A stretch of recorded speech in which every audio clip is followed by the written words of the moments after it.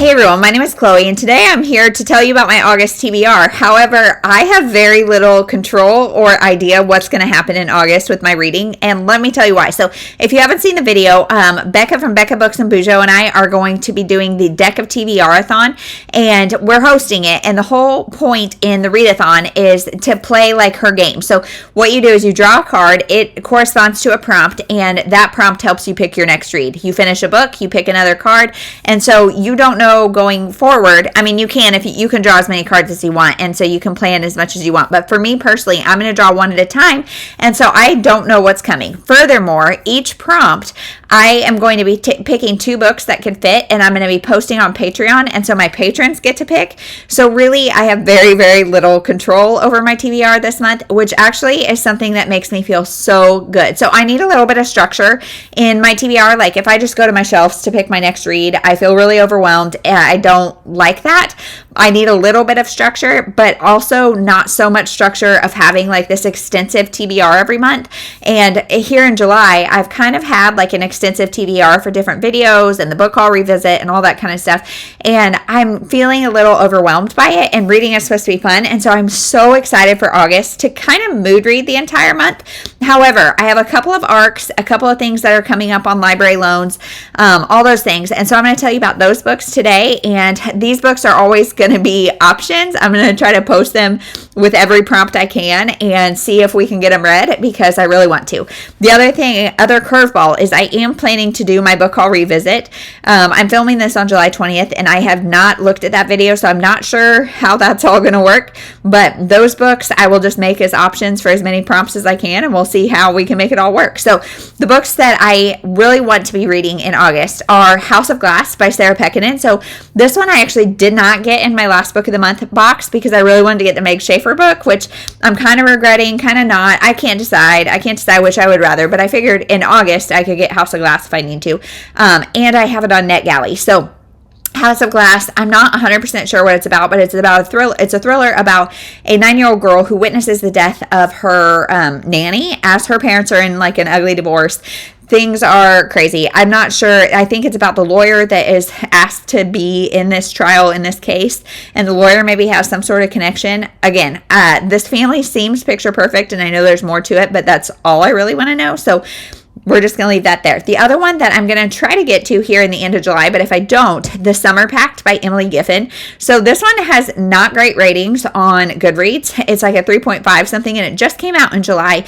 But I have really liked most Emily Giffin's, not all, but most. And I think this is just about a bunch of friends who, like 4 friends or something, who are friends in college, and they make a pact to come back together. Now, a lot of life has happened to everybody. It's 10 years later or something like that. They're coming back together. I don't know why this has such low ratings. I haven't looked into it at all, but I want to give Emily Giffin a shot. I will always give her a shot because I think one of my all-time favorite books is Love the One You're With by her, even though it's been years and years since I've read it, and I'm scared to read it. So I don't know if I can actually say that, but whatever. So those are possibilities, as well as Middle of the Night by Riley Sager. So this one is one I have from Book of the Month, and Riley Sager, I think I've only read one by him, because his books are so hyped that it always, like, I'm just so easily influenced, you guys. I'm so easily influenced that if I have like these super high expectations for them, they always let me down, or if I hear too much, it's not good. And so I'm gonna read Middle of the Night, and all I really know about it is that when these boys were young, they were camping in their backyard or something. One of them went missing. Now it's 30 years later. The other one is coming back to his hometown reluctantly, and he starts hearing things go bump in the night. And so I don't know. I am excited to read it. I've heard pretty good things, so we'll see. The other one is Love of My Afterlife, and this is by Kirsty Greenwood, and this is another one I have from Book of the Month. So apparently I'm low-key participating in Krista from Books and Jams, her catch-up-a-thon. The whole goal is to catch up on Book of the Month books, so I'm low-key participating in that and trying to do that unofficially because, it's just a lot to juggle. But Love of My Afterlife. So this woman dies like choking on a hamburger and meets this guy in the like waiting room of afterlife. And do I believe in that stuff? No. But she is up there, meets this swoony guy. She's like in a nightgown looking awful.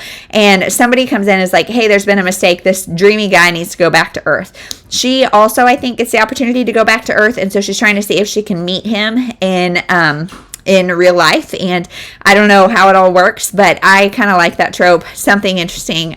So yeah, that is my plan. Like I said, those are the books that I'm going to be prioritizing to try to get them to fit in whatever prompt I draw. But ultimately, it's up to you guys, and well, my patrons really, and it's up to the cards. And this is like really exciting for me, really exciting for me. So if you have not joined Deck TBR-a-thon and you want to, I will have it linked down below.